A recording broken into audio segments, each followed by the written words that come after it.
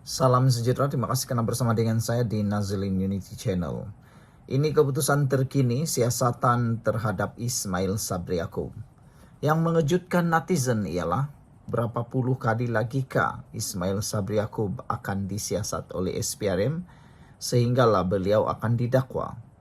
Hari ini keputusan SPRM diumumkan mengejutkan kita semua.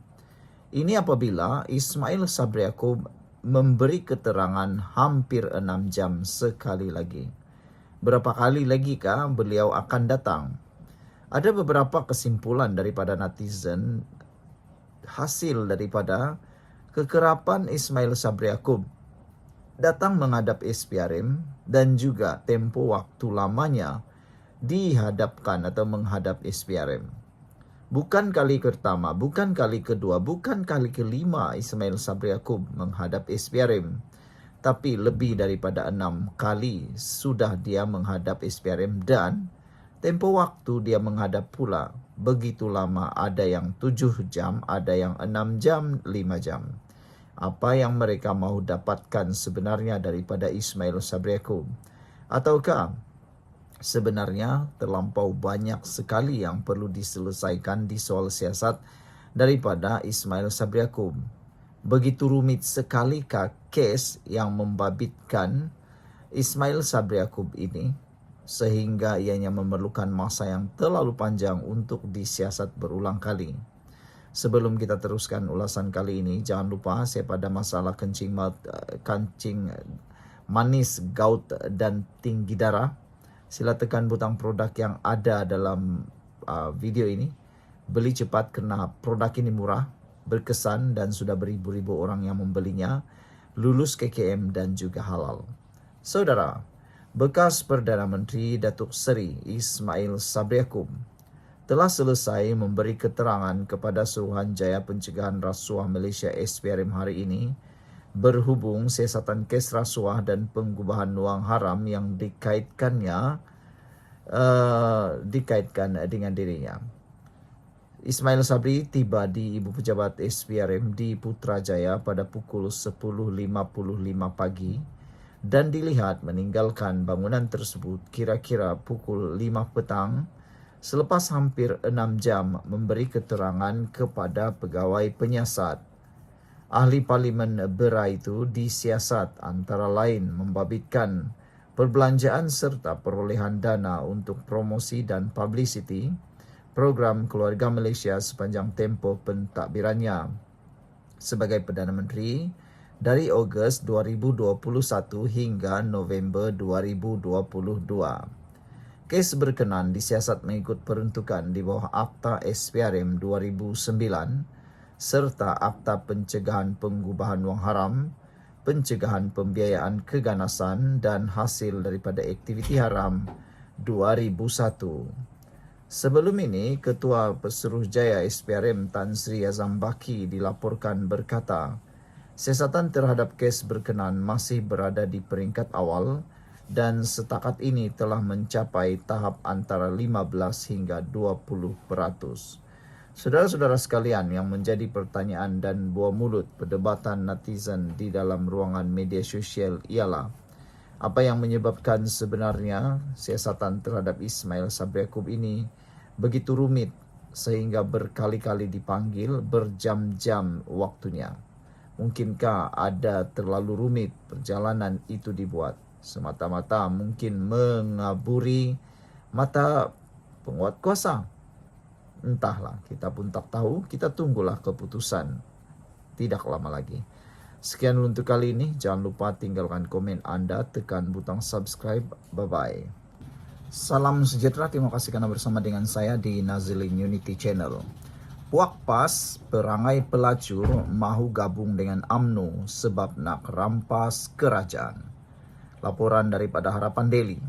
Sebelum kita teruskan ulasan ini, apa pendapat Anda tentang tajuk yang luar biasa ini?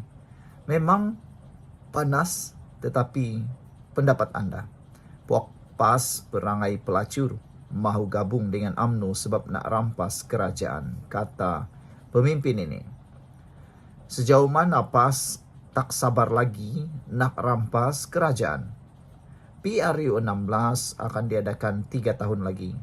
Tapi PAS seakan-akan tak sabar lagi. Namun demikian sekarang bukan lagi soal sabar atau tidak. Tetapi ini sekarang bercakap tentang survival politik PAS dan Parti Bersatu. Bekerja sama dengan UMNO nampaknya menjadi jalan terakhir, cara terakhir, talian hayat untuk Parti Bersatu dan PAS bagi survival politik mereka. Hal ini karena sudah dapat dilihat sekarang ini, gabungan Barisan Nasional dan Pakatan Harapan terlalu kuat untuk ditandingi oleh Parti Gabungan Perikatan Nasional. Kelemahan Parti Gabungan Nasional ialah ketidakmampuan mereka untuk menarik undi daripada pengundi bukan Melayu Islam. Saudara, puak PAS perangai pelacur mau gabung dengan UMNO sebab nak rampas kerajaan, kata beliau. Sebelum kita teruskan ulasan ini, jangan lupa siapa ada masalah kencing manis, gout dan tinggi darah, sila tekan butang produk yang ada dalam video ini. Beli produk yang murah dan berbaloi ini untuk kesejahteraan hidup Anda. Sudah ramai orang menggunakan produk ini. Testimoninya pula beribu-ribu. Kata mereka, kami sehat dan kami bertambah kualiti hidup selepas menggunakan produk yang hebat ini, kata mereka. Lulus KKM, halal, dan juga dijamin berkualiti. PAS seolah-olah seperti pelacur apabila mau bergabung dengan UMNO demi keinginannya untuk merampas kerajaan, kata Ketua Angkatan Muda Keadilan AMK Cabang Pasir Mas Wan Abdul Hadi. Menurut menurutnya, PAS sebelum pilihan raya umum ke-15 pada tahun 2022 lalu berdegil sanggup menjadi pembangkang. Namun pendirian itu berubah dengan seorang demi seorang pemimpin Perikatan Nasional PN menyebut tentang gabungan bersama UMNO. PAS ini sebiji macam perangai pelacur, kata beliau. Dulu sebelum PRU 15, dia PAS kata sanggup jadi pembangkang. Ketika yang di Pertuan Agung tawarkan kepada PAS pembentukan kerajaan perpaduan bergabung dengan BN, PAS tak mahu pula. Sebab dia kata dah cukup jumlah. Katanya tak perlukan UMNO. Hari ini satu demi satu pemimpin PAS tunjuk perangai gila talak dengan UMNO. Templaknya menerusi TikTok beliau. Dalam masa sama, Wan Hadi membidas alasan pembangkang kononnya. Kerjasama dengan UMNO demi penyatuan ummah Melayu dan Islam. Dulu itu semua sandiwara semata-mata. Boleh kerjasama bukan sebab kepentingan kuasa.